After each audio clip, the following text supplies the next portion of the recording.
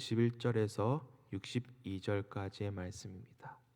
누가복음 9장 51절에서 62절까지의 말씀,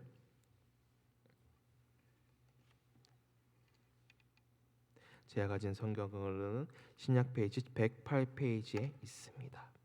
누가복음 9장 51절에서 62절까지의 말씀 한 절씩 교독하고 마지막 절은 합독하도록 하겠습니다.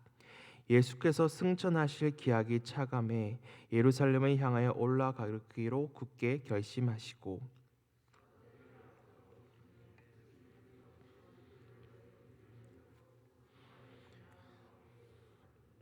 예수께서 예루살렘을 향하여 가시기 때문에 그들이 받아들이지 아니하는지라.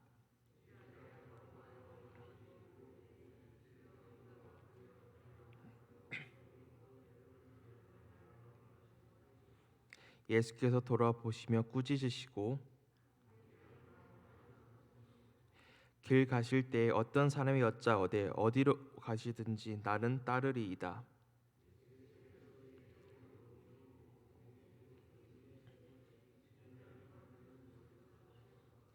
또 다른 사람에게 나를 따르라 하시니 그가 이르되 나로 먼저 가서 내 아버지를 장사하게 허락하옵소서.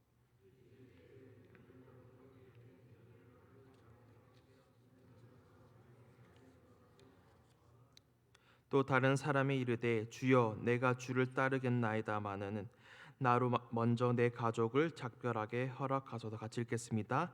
예수께서 이르시되 손에 쟁기를 잡고 뒤를 돌아보는 자는 하나님의 나라에 합당하지 아니하는지라 하시니라. 아멘. 다시 기도하겠습니다. 하나님 감사합니다. 하나님께서 맡긴 이 말씀으로 같이 전합니다. 전하는 자나 듣는 자나 이 말씀에 귀 기울여서 오늘 이 말씀을 듣고 그 말씀대로 행할 수 있도록 도와주시옵소서. 오늘 하루를 살아갈 때 정말 하나님 뜻대로 살아갈 수 있는 오늘 하루 될 수 있도록 도와주옵소서. 우리 가운데 이 말씀을 붙잡습니다. 우리 심령 가운데 이 말씀을 붙잡습니다. 오늘 예배 가운데 함께 하시고 우리가 주님의 그 음성에 귀 기울이니 하나님 말씀을 우리에게 하옵소서. 말씀 듣기를 원합니다. 감사합니다. 예수 이름으로 기도드립니다. 아멘. 예수님은 지금 예루살렘으로 가고 있습니다. 입성이 얼마 안 남았습니다. 그런데 누가복음은 다른 복음서와 다르게 예수님께서 승천하실 기약이 차서 올라가셨다고 말하고 있습니다. 예수님은 갈릴리 사역을 끝내고 하나님의 목적을 성취할 장소인 예루살렘을 향해 올라가고 있는 것입니다. 예루살렘은 죽을 장소라고 볼 수 있습니다. 그리고 그곳에서 예수님은 하나님의 목적을 모두 성취하게 됩니다. 또한 하늘로 데려가지는 사건 곧 승천이 일어날 곳이기도 합니다. 십자가의 죽음과 부활이 있는 곳, 예수님은 그곳을 향해 가고 있습니다. 단 하나의 목적을 위해 예루살렘으로 올라가고 있는 겁니다. 예수님은 예루살렘으로 가기에 앞서서 사자들을 보냅니다. 그 사자들은 제자들입니다. 그들은 사마리아인의 한 마을에 들어갑니다. 그런데 그들의 상태가 조금 이상합니다. 마치 화가 나 있는 듯이 예수님께 물어보기 시작합니다. 우리 52절에서 55절까지의 말씀, 우리 52절에서 55절까지의 말씀 우리 한 절씩 교독하겠습니다. 사자들을 앞서 보내심에 그들이 가서 예수를 위하여 준비하려고 사마리아인의 한 마을에 들어갔더니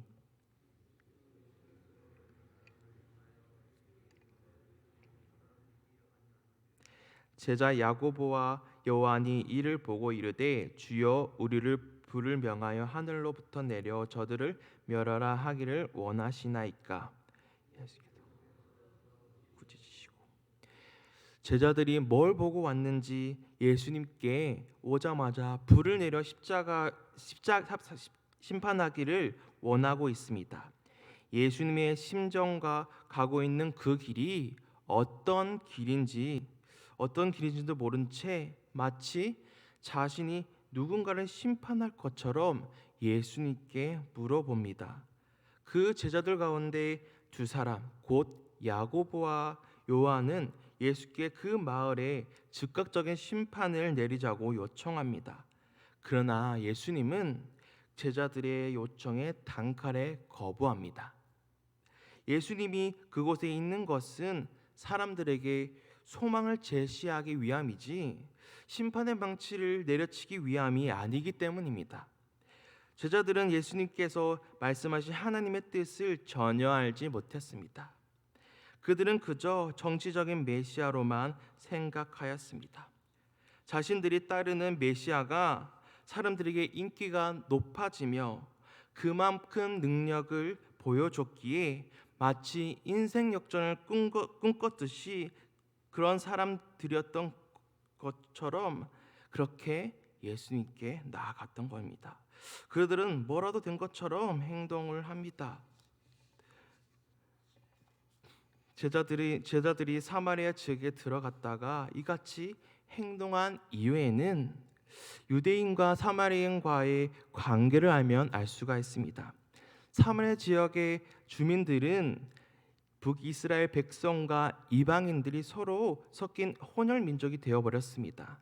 순수한 혈통을 지닌 이스라엘 사람들 가운데 많은 이들은 사마리아 사람들을 업신 여겼습니다. 왜냐하면 이스라엘 사람들은 사마리아 사람들이 이스라엘의 순수한 신앙에서 벗어난 종교적인 관점들을 지니고 있다고 판단했기 때문입니다. 제자들도 예외는 아니었습니다. 그들도 유대인이었기 때문입니다. 그리고 결정적인 것은 사마리아 사람들이 예수를 받아들이지 않았기 때문입니다. 사마리아 사람들이 거부하자 제자들은 그것에 반응한 겁니다. 마을을 초토하는 심판을 내리자고 제안한 것입니다. 하지만 예수님의 반응은 간결하게 거절입니다. 예수님은 몸을 돌아보며 야고보와 요한에게 꾸짖으십니다. 예수님은 그들의 요청을 물리칩니다. 예수님은 그저 하나님의 뜻에 따라 예루살렘은 나아갈 뿐입니다. 제자들의 관심과 예수님께서 나아가는 그 길은 완전히 다른 것입니다. 예수님은 제자들의 제기하는 심판 자체를 부인하지 않습니다. 그저 꾸짖으십니다. 그리고 예수님과 제자들은 함께 다른 장소로 갑니다. 그곳에서 제자가 어떤 것인지 보여줍니다. 자기를 따르기 위해서 이런 것들이 있어야 한다고 알려주십니다. 제자가 무엇인지 가르쳐 줍니다. 예수님은 예루살렘으로 향하는 길에서 세 명의 후보를 만나고 제자가 무엇인지 보여주십니다. 우리 57절에서 58절 말씀, 57절에서 58절 말씀 우리 합독하도록 하겠습니다. 길 가실 때 어떤 사람이 여짜오되 어디로 가시든지 나는 따르리이다. 예수께서 이르시되 여호도 굴이 있고 공중에 새도 집이 있으되 인자는 머리 둘 곳이 없도다 하시고, 여우나 새는 고정된 장소에도 쉬지만 예수님은 순회하는 생활을 하시기 때문에 고정된 보금자리가 없다고 하십니다. 예수를 따르고자 하는 제자는 누구든지 반드시 다음 사실을 알아야 합니다. 제자가 된다는 것은 예수께 전적으로 헌신하는 것을 요구합니다. 제자들은 예수를 따라가는 것에 가장 우선권을 두어야 할 필요가 있다는 것입니다. 첫 번째 만난 사람에게 예수님은 세상에서의 안락한 삶을 멀리해야 한다고 경고합니다. 이 사람은 예수가 어느 곳으로 가든지 그를 따르겠다고 말합니다. 이를 통해서 예수님께서는 위험과 고난들, 사람들로 하여금 거부를 직면할 준비가 되어 있느냐는 물음입니다. 예수님께서 집이 없다는 것, 예수를 따르는 것이 그만큼 힘들다는 것입니다. 두 번째 사람이 등장합니다. 우리 59절에서 60절 말씀, 59절에서 60절 말씀 우리 합독하겠습니다. 또 다른 사람에게 나를 따르라 하시니 그가 이르되 나로 먼저 가서 내 아버지를 장사하게 허락하옵소서. 이르시되 죽은 자들로 자기의 죽은 자들을 장사하게 하고 너는 가서 하나님의 나라를 전파하라 하시고, 두 번째 사람은 예수님께서 자기를 따르라고 말합니다. 예수께 부름 받았을 때 곧바로 모든 것을 버리고 그를 따랐던 레위와는 달리 이 사람은 지금 곧바로 예수를 따라가지 않고 아버지의 장례를 치르도록 허락해 줄 것을 예수님께 지금 요청하고 있습니다. 하지만 예수님의 답변은 예수가 제자로 부르는 것이 더 우선권을 지니고 있어야 한다고 말하고 있습니다.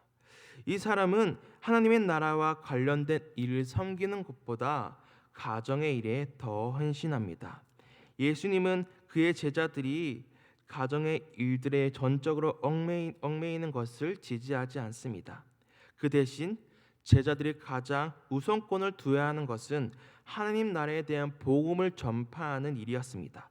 하나님 나라의 복음을 전파하는 것은 예수 그리스도의 사명이고 예수가 제자들에게 제시하는 위대한 명령입니다. 그러므로 하나님의 뜻과 내가 지금 가장 중요하게 생각하는 것은 다를 수가 있다는 것입니다. 가장 우선시 되어야 하는 것은 하나님 나라의 일입니다. 이것을 우선시해야 하는 것입니다. 장래가 중요하지 않다는 것이 아닙니다. 가정이 중요하지 않다는 것이 아니에요.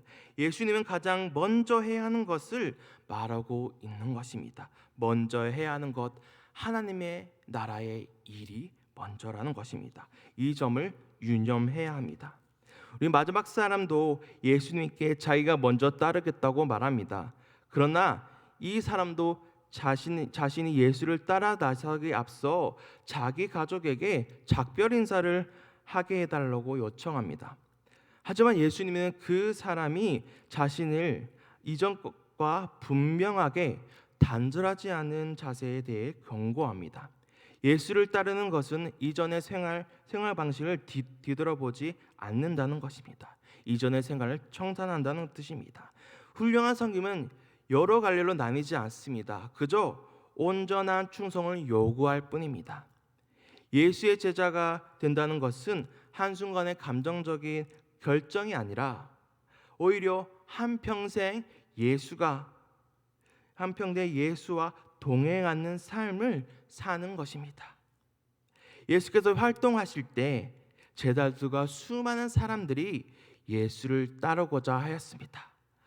그러나 예수님은 이들에게 자신을 따르는 것이 무엇을 의미하며 또한 어떤 일들이 일어날지 그들에게 분명하게 밝혀주고 있습니다.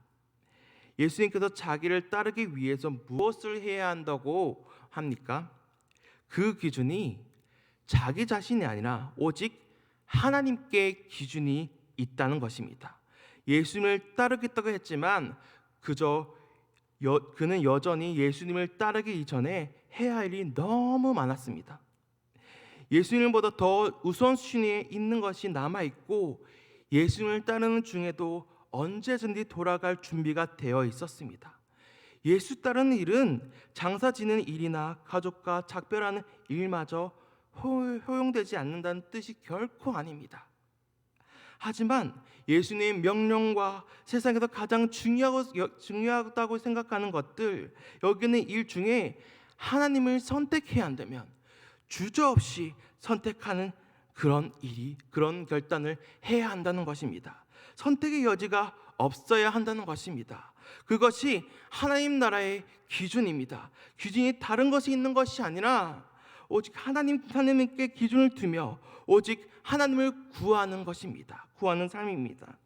예수의 제자가 되고자 하는 사람은 심지어 가정의 중대한 일도 하나님의 헌신하는 것보다 부차적인 일이 되어야 할 수도 있습니다.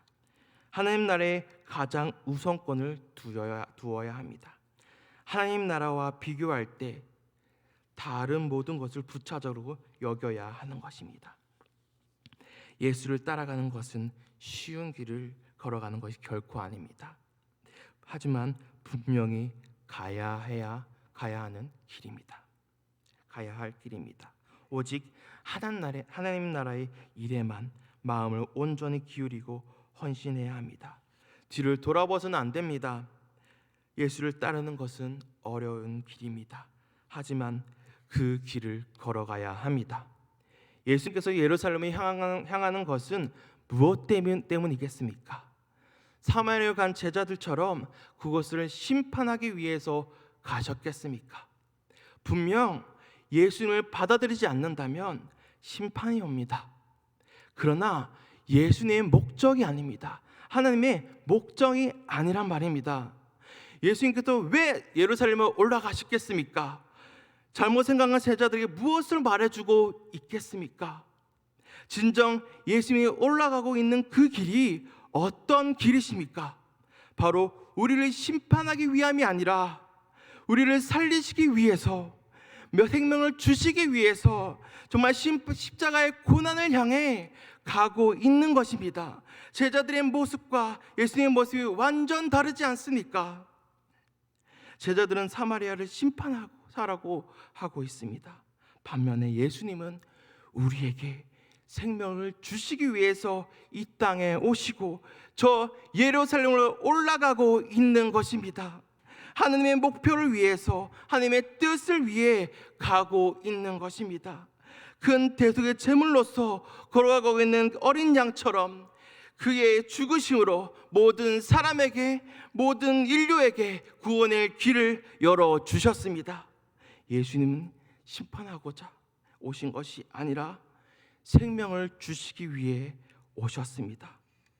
그러나 우리는 어떻게 살아가고 계십니까? 눈을 들어보면 심판하는 곳, 심판의 자리에 내가 서 있지 않습니까? 내가 그 심판의 자리에 서서 정죄하며 제자들처럼 하고 있지 않습니까? 예수께서 이 땅에 오셔서 어떻게 하셨나요? 그저 십자가의 길을 묵묵히 걸어가셨습니다. 우리는 그 길을 같이 걸어가야 합니다. 심판하는 자리에서 내려와 예수가 가신 그 길을 따라갑시다. 나의 모든 것을 내려놓고 하나님의 나라를 위해 하나님의 뜻대로 행하는 자, 오직 하나님을 구하는 사람이 되기를 소망합니다. 우리 이 시간 기도할 때에는 자신을 되돌아보는 시간을 가지길 원합니다. 내 삶에 내가 심판하는 자리에 있었다면 이 시간 회개하길 소망합니다. 나를 위해서 십자가에 죽으시고 부활하신 주님께 그 자리를 내어놓읍시다. 하나님, 나 좀 이끌어 달라고, 내 삶 좀 인도해 달라고, 이 마음 받으시고 나 좀 이끌어 달라고 기도합시다. 그리고 오산조엘교회가 하나님의 사역을 잘 감당해내는 교회가 되어달라고 기도하길 원합니다. 앞에 띄어진 기도 제목 보시면서 자유롭게 기도하며 돌아가도록 하겠습니다. 기도하겠습니다. 하나님 감사합니다. 하나님께서